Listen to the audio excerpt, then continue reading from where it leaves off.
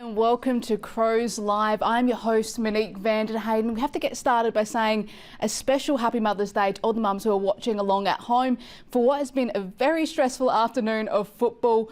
Adelaide's third ever draw, and no matter how you feel about a draw, you have to admit that was a fantastic game of footy. And we're going to head straight down into the rooms. We've got Ben Keys waiting. He's going to give us his thoughts on those final moments of the game.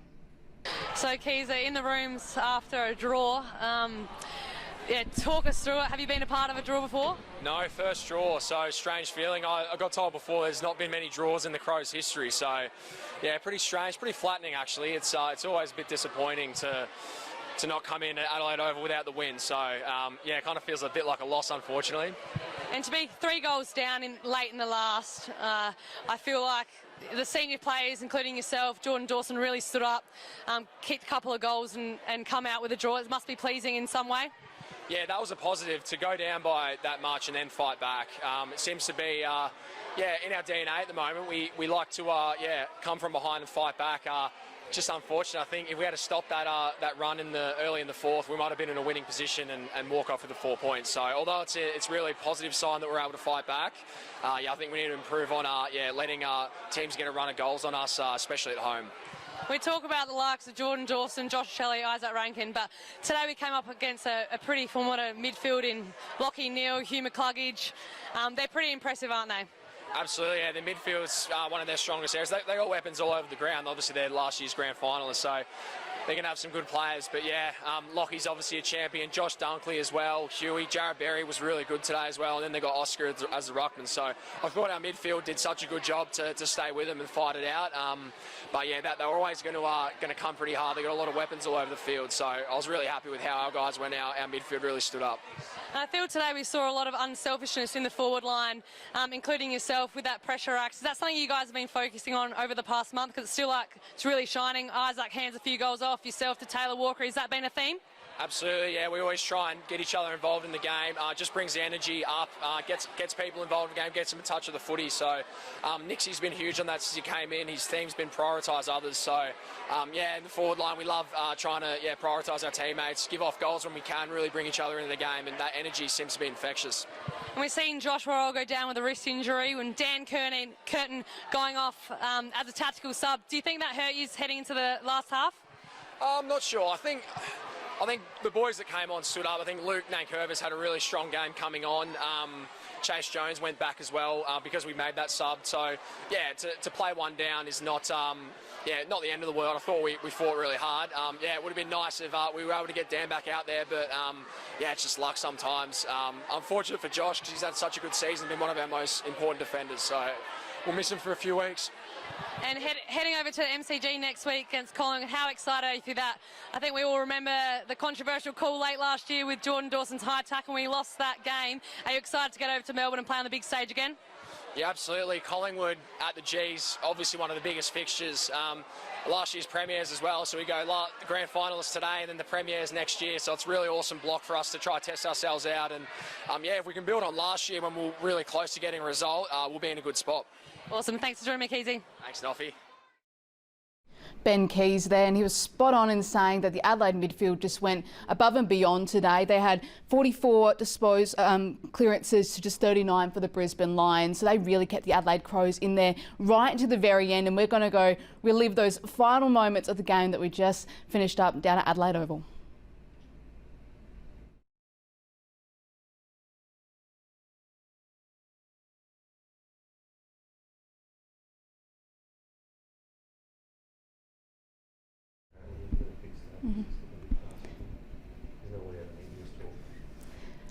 Was a very stressful final moments, that's for sure. You could hear the crowd straight through the TV down here at West Lakes. Not sure what the crowd was down there. Early 40,000s down there at Adelaide Oval. Fantastic turnout for a Sunday, and you could feel the tension throughout the crowd. And obviously the big question there from David coming through on the text line of should we be having extra time? It's really been the debate of the season so far, and I think some people really dislike having a draw, but I think at the end of the day, I think you'd rather walk away with a draw than a loss at the end of the day, especially at this point in the season where it is very, very tight between all the teams in the bottom 8. Obviously, Crows heading into a very tough game against Collingwood next week at the MCG. So those extra 2 points will be very grateful for them, I think, after that game against Collingwood, depending on how things go, before they head into what should be 3 hopefully easy games for them against Hawthorn, West Coast and Richmond. Another question there from Courtney. She's saying there, I'd rather have a draw than a loss. And I think she's spot on there. I think a lot of the players, you can see them looking very deflated after that siren goes, and that you can feel that feeling, I guess, echo through the crowd there as well. But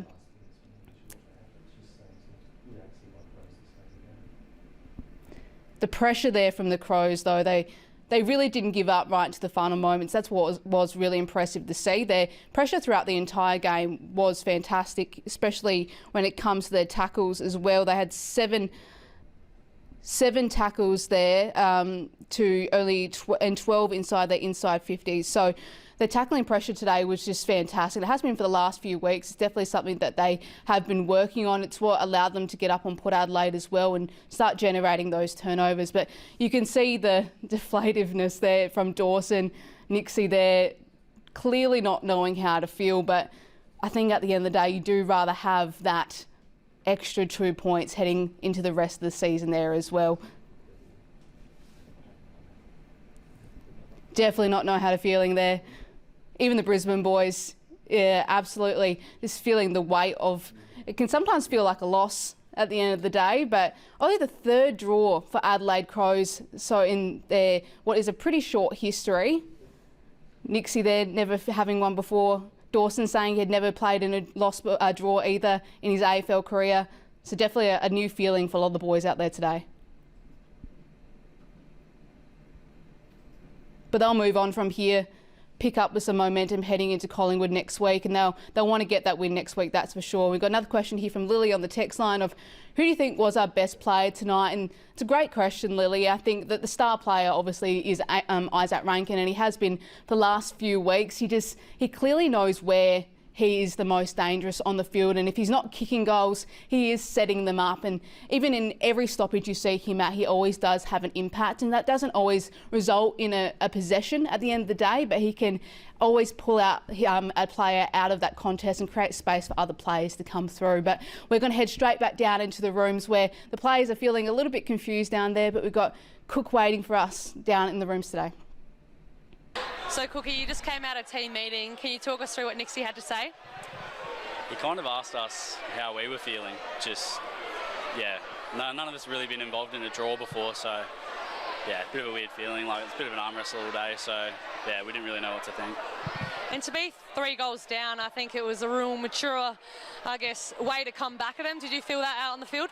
Yeah, definitely. Like I just said, the arm wrestle was happening all day, and yeah, 3 goals down didn't really bother us. We knew we could claw it back, and yeah, like we did. So yeah, it was a good fight back, but yeah, just couldn't get the chockies. And I feel like in the second quarter, you guys were under the pump. You really started to get your urgency going in the third quarter. Was that a theme heading into the after half time? Yeah, we decided to change up game modes, just kind of make it more of a contest. So yeah, we know we're good at it, so just did that. We've seen Darcy Fogarty crash packs last week and again today. Can you say how inspiring his past 2 weeks has been? He kicked 4 goals today. Yeah, he's been massive. Like, his presence up forward, like his hit-ups, absolutely huge for us. So yeah, he should have massive confidence coming off of that. Awesome, thanks for joining me, Cookie. Thanks for having me. There in the rooms for us, and we're going to start having a look through some second half highlights. But the game as a whole was a very high stoppage game, and that really paid into Brisbane's favour at different points throughout the game, because they do love a marking game, a much more slower game compared to the Crows, and they were able to stop their run for most of that first half. Although the Crows did a really great job to be able to keep up with them, that came down to them winning that clearance competition throughout the game, which was surprising from Brisbane. Brisbane has been very dominant when it comes to clearances so far this season. We've got a great question here from Paul. Great to see Darcy Fogarty back in form, and you're spot on there, Paul.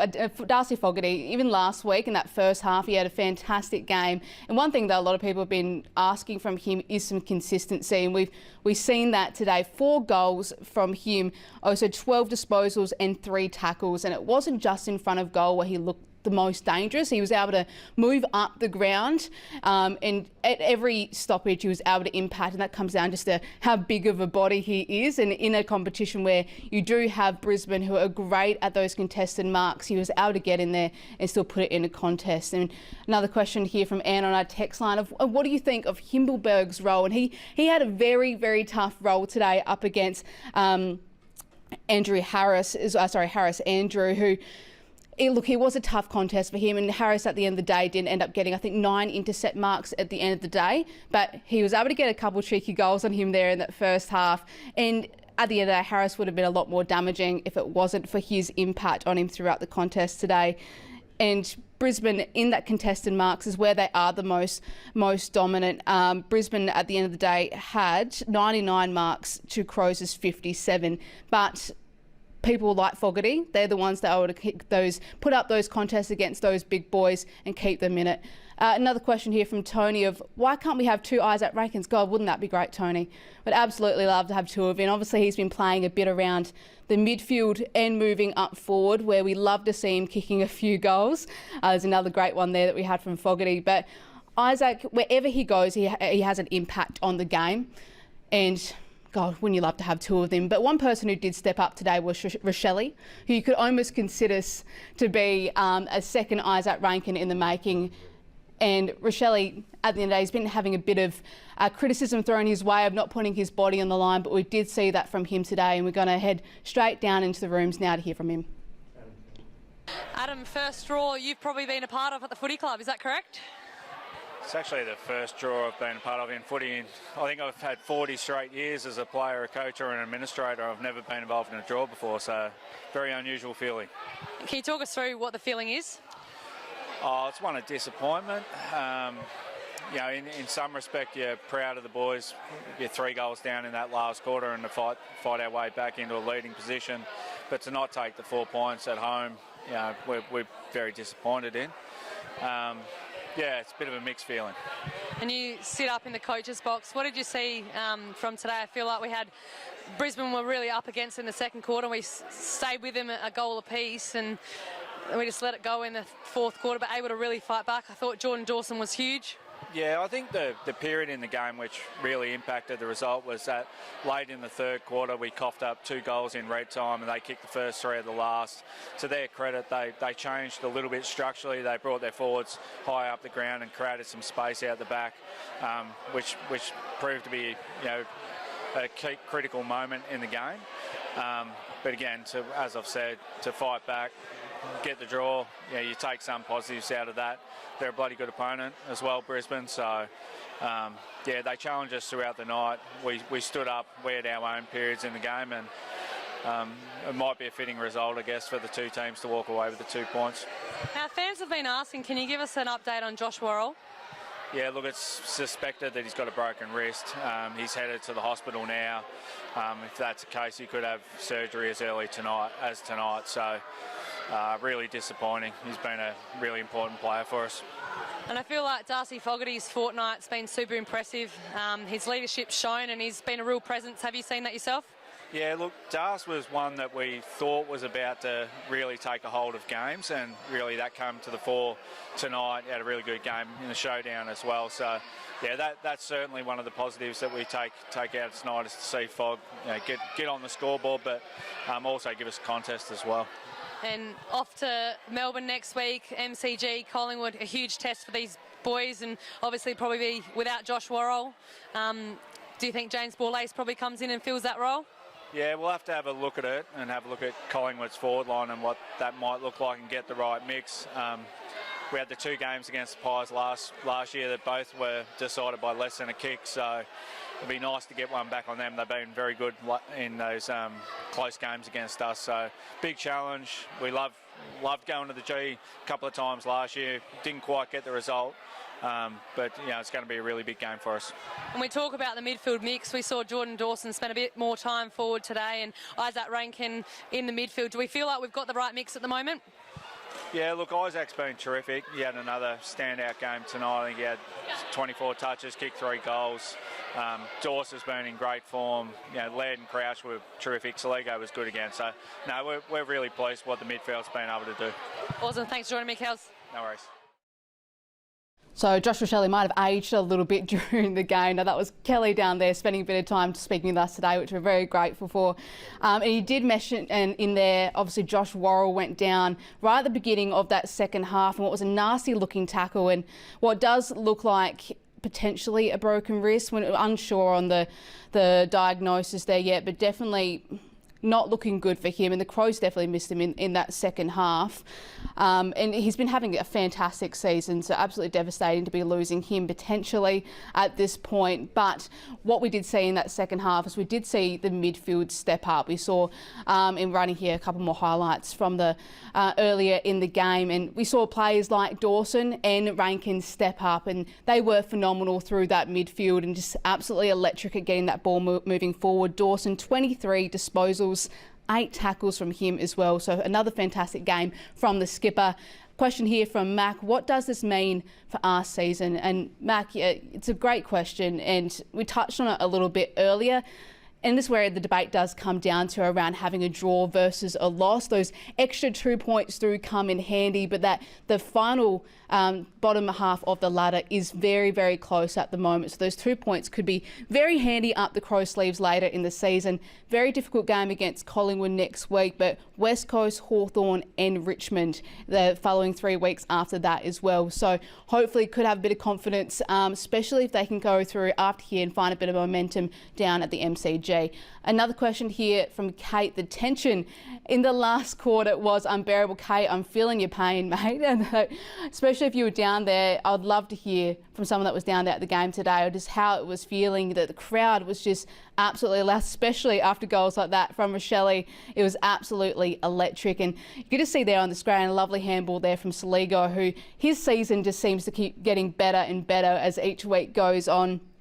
He had 28 disposals today, 4 tackles from him, and it comes down to his strength and his speed. His ability to break through tackles is phenomenal, but he's also just so clean with the ball as well. 67% disposal efficiency from him today. So his ability to just transform the Adelaide's midfield has been fantastic. He took on arguably some of the best midfielders in the comp last week and did it again today against the Lions.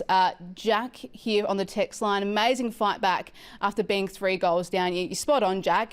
Brisbane, I believe, got 5 goals in a row just over that third quarter and into the last quarter there as well, but they were able to hold on, and Brisbane really shifted the way that they were moving the ball. They switched up into some faster stoppage play when they had been playing a much more slower way of moving the ball up the ground throughout the day, but then became a lot faster in the way that they were moving, but they were able to switch on, able to put on those turnovers with that pressure that we've been loving from the Crows lately. And then once they turn the ball over, they're able to move the ball through that space, just kick on the work effort from the forwards to get back down and put themselves in a great position to capitalise as well. And now we're going to head straight down into the rooms. We've got Ebony Marinoff and Bickley waiting for us. Joining me in the change room, I've got Mark Bickley.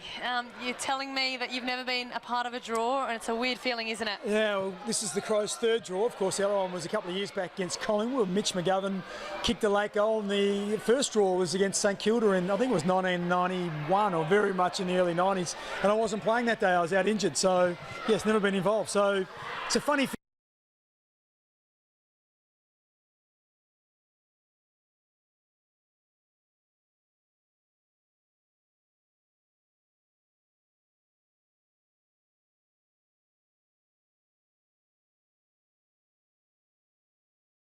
Down in the last, they take some confidence heading into Collingwood that they were able to fight back, especially with youngsters out in the field. Yeah, look, I thought it was full of character. You know, obviously they look at the last little bit of the third quarter. They gave 2 goals away, one at the 30-minute mark and one at the 31-minute mark, and then they conceded the first 3 goals in the last. So 5 goals in a row is really tough to break that momentum. Unfortunately, they were able to do that. They then kicked, I think they kicked the next 3 or 4 goals. So it was really well done to get back in the game, but unfortunately just had a couple of opportunities late and weren't able to maximise them.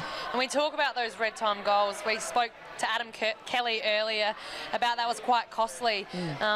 Is that down to youth and experience, stages of the game? Yeah, it's a little bit about that, managing the clock, knowing what stage of the game it's at, but it's also around, just owning those moments. And I think when you looked at Brisbane, I just felt like they had the balance of better players on the ground.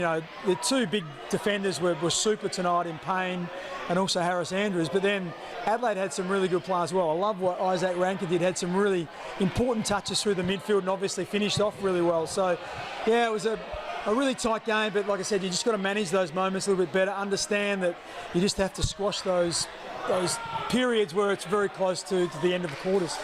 And fans are all asking about what it's like to be in a draw. And I don't know if I've actually been in one, or maybe against Giants back in 2018, but it was a real weird feeling around the rooms, wasn't it? We've seen players leave probably earlier than they usually do, but it's a tricky one. Well, it is, because what it does now is it really just takes percentage out of it. So for Adelaide, it's obviously Adelaide needed the win, and still, if they win enough games, it might be enough just to separate them from other teams that are pushing for spots in the top 8. But they desperately needed the 4 points today, and I think everyone recognised that. Both teams were 3 and 5 coming into this match, so Brisbane were the same. But it's it's hard. When you think about the team they played, Brisbane, the grand finalists last year, they've been a top 4 team the last 4 years, and so they had some players who have got great experience. I just thought it was a high sort of pressure game. There were a few mistakes and a few moments Adelaide would like back, but it's still great exposure for a lot of those young players to go through. So they'll take some things out of it, but ultimately not the really thing they wanted the most. That was the 4 points. When we talk about experience, I mean, Josh Worrell has been enormous over the past, 4 to 6 weeks. He's probably been one of the most consistent performers. Fans are asking, how are we going to replace that? He's been likened to Tom Doedee-like, but he's been super impressive with his spoiling work and broken wrist and probably out. Desperately bad luck, wasn't it? He just fell awkwardly, and the weight of his opponent on top of him, and it looks like that might be a fracture. So I guess in some respects, you think about Nick Murray, not too far away, so he's probably a month away from returning in some form, but that's not necessarily straight back into the side. So in a lot of ways, it's a great opportunity to have a look at Dan Curtin, isn't it? Dan was technically subbed out. The timing was terrible luck. Literally, Worrell injured minutes after Dan Curtin was subbed out. So what you think now is, in terms of a player who is similar to Josh Worrell, it is Dan Curtin in stature, and maybe Josh is even a little bit smaller than what Dan is. So now there's an opportunity for the Adelaide Football Club coaching staff to really empower Dan and say, you've got an opportunity for the next few weeks. We want to see what you can do against some quality opposition. Absolutely. And August, we've seen Dan Curtin subbed out at half-time, and unfortunately Josh Worrell goes out. We saw Friday night Reece Stanley go out and they inject some speed. It's a controversial one with this sub. If it's a tactical sub, should they be allowed to come back on? No, look, I don't believe so. It is what it is, and that's the I guess the talking point about when you do pull the trigger on it. And I guess for Adelaide, it was probably the fact that they just felt a little bit unbalanced in terms of, you got Brodie Smith, who's a running type player, who's a great weapon by foot, and maybe didn't have quite the right matchup for Dan Curtin tonight. So it made a lot of sense, but obviously when someone gets injured and are out of the game, you then go down a rotation. So did it affect Adelaide? Look, I felt Adelaide sort of ran the game out reasonably well, and Brodie Smith, had a bit of an impact with his kicking and his run late in the game. So, look, in the end, they had their opportunities, and the sub, I don't think, was, the difference between the two sides. We speak about experience and the challenging 2 weeks that the Crows boys are faced with Brisbane grand finals last year, and then we go over to the Premier at the MCG next year. How do you see that game planned out? Yeah, well, look, if you can take anything away from it, is Adelaide went there last year and were able to do, exactly what they did with Brisbane when they played them last year. They pushed them right to the end. I guess not being able to beat Brisbane at the Gabba last year by a couple of points, we've improved slightly on that result. Can they do the same again? They're a little bit unlucky last year. Jordan Dawson, of course, thought he'd earned himself a free kick right at the end, and it wasn't paid. So I think they'll go over there with some confidence, knowing that they're moving the ball reasonably well.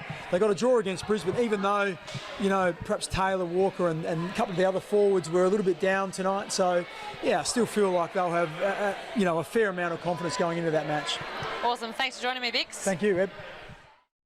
Great to hear there from Mark and Emily down in the rooms after was definitely a result that not many people were expecting, but ultimately Adelaide put in a fantastic fight today, but it did come obviously at a cost there. Josh Worrell destined for surgery with a broken wrist, so terrible to hear that there might be a few definite weeks out for him after what has been a fantastic season from the youngster as well. But heading down to the MCG next week against Collingwood, and they're going to be hungry for a win, and Adelaide has definitely put up a fight to the reigning premiers down there before, and they're going to be fighting for it next week. But that is about all we have time for tonight on Crows Live. Do have to say again, great happy Mother's Day to all the mothers that are there. I hope you enjoy your evening, and thanks for joining in.